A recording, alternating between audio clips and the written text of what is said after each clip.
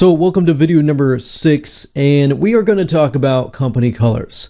Now that we have talked about color psychology in the previous video, I want to give you some real live examples, and we're going to dissect some real live companies, and we're going to take a look at their logos, and we're going to take a look at what each of those logo colors invoke as far as emotions go and as far as how the company wants to portray themselves. So that way you get an idea of how you can apply it to your own company branding or personal branding.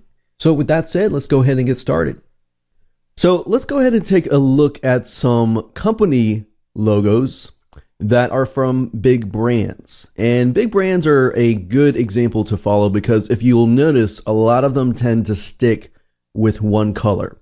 And then, of course, if they add another color, it will, generally speaking, be a variation of that color or a lighter or darker version of that color because they really want to emphasize that one group of emotions.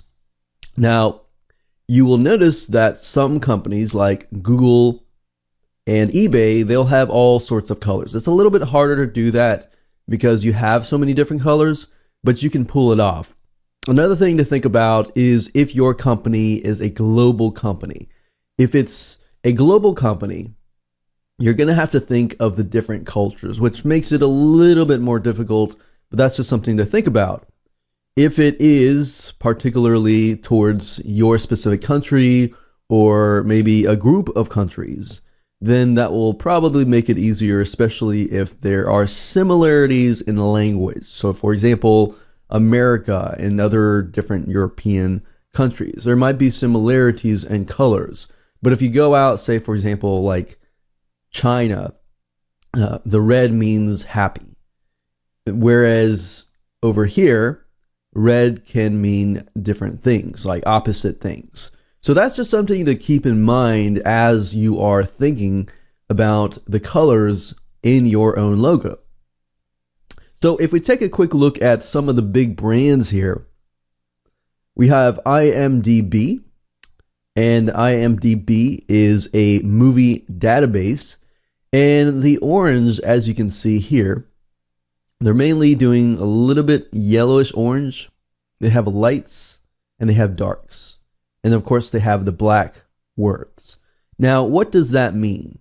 Now, a lot of us, when we look at this and we don't know about color psychology, we think, oh, okay, it's a bunch of colors. No, not necessarily.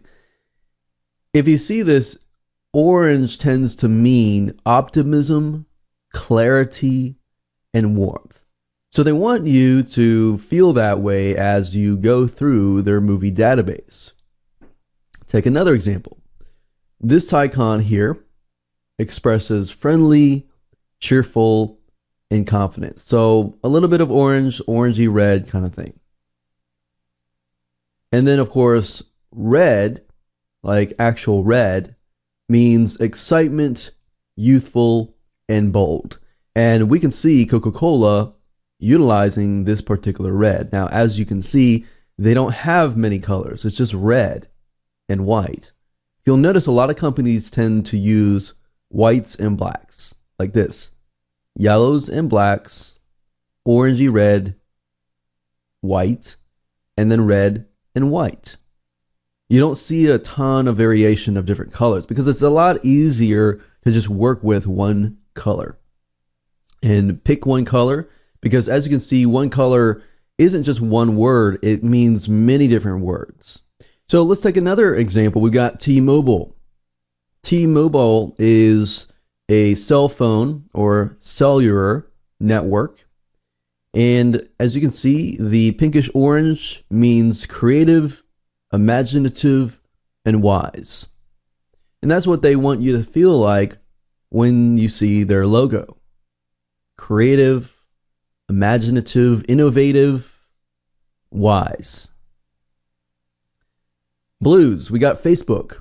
Blues tend to be more of a calming feeling, and we can see that we have trust, dependable, and strength. You'll notice that a lot of companies tend to use blue, and there's a big reason for that. And that reason is because they want you to feel calm and trustworthy. of their brand. Now, as you can see, like Facebook, it's just a blue background with white words. You notice that? Solid background with white words, or solid background with black words. So when you start to get fancy with your colors, just keep that in mind. You don't really have to go expand and add all these different colors. You can add just one and have white, or one with black, or just one or a variation of two.